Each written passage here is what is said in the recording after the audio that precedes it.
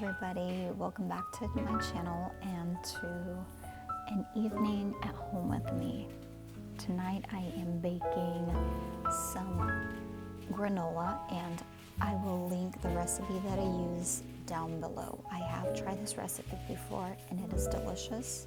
It has the perfect amount of that crunch that granola has, and honestly I like it better than store-bought granola.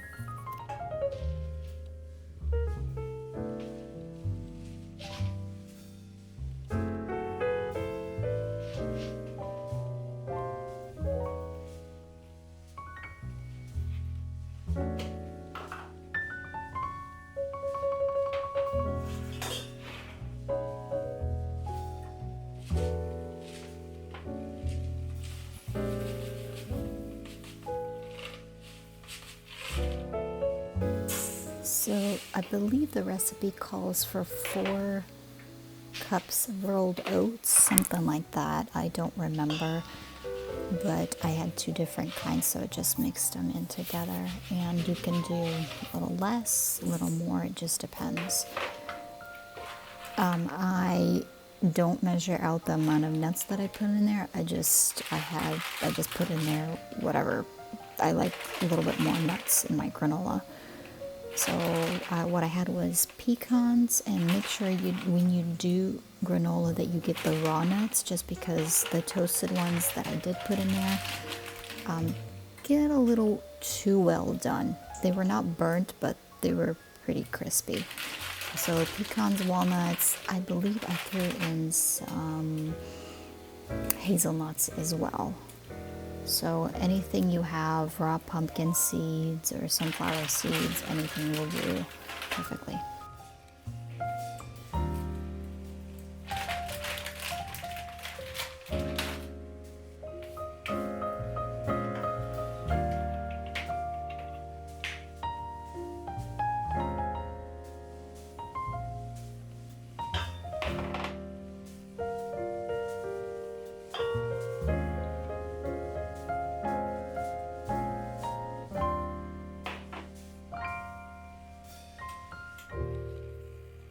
So when it comes to baking, I kind of lose my patience with it.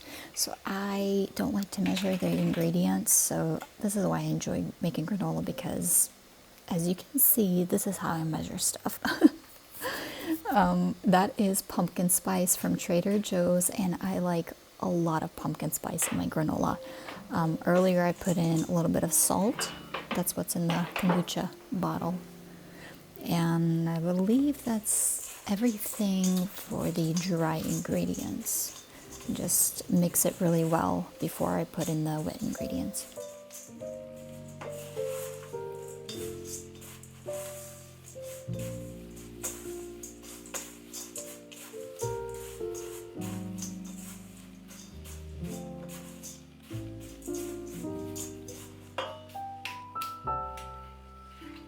So I believe also the recipe calls for olive oil, but I use avocado oil instead, and I definitely cut the amount in half. I don't use as much oil.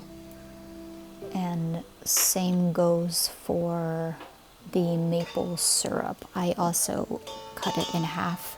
First of all, I don't like my granola to be too sweet. And that's just some maple syrup from Trader Joe's. And that's what I'm using is a little espresso cup. Like I said, I don't measure my ingredients to a T, because I don't know, I just don't have I don't have patience for baking. And then also I make my own vanilla extract. I will link the recipe that I use to make it down below. It is delicious. It's been brewing in my cabinet, I guess you could say, for the last couple of months, I believe since like July or August, and I just throw a little more extra in there than what the recipe calls for.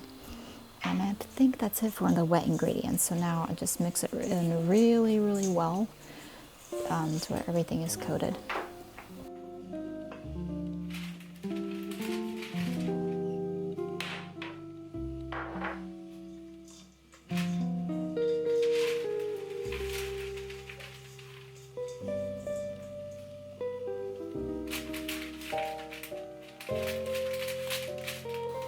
recipe will go into a lot more detail as to when to put the fruit in and the chocolate, and if you want your granola clumped, that sort of thing.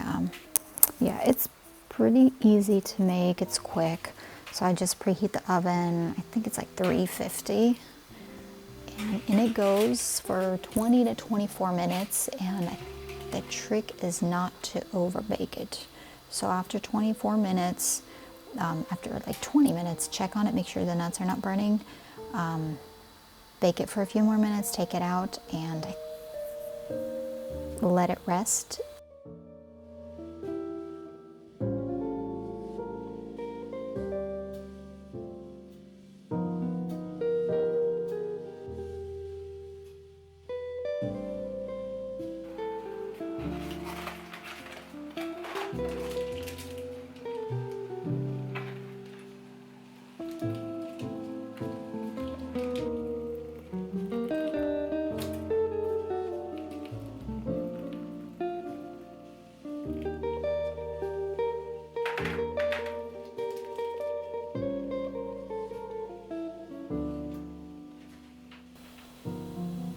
So it's been about 24 minutes. The granola is almost done. I let it rest for about 45 minutes and it crisps up. And there's just nothing like homemade warm granola with a lot of nuts. And at this point, I believe you can add some dried fruit and little bits and pieces of chocolate, and it just umphs everything up.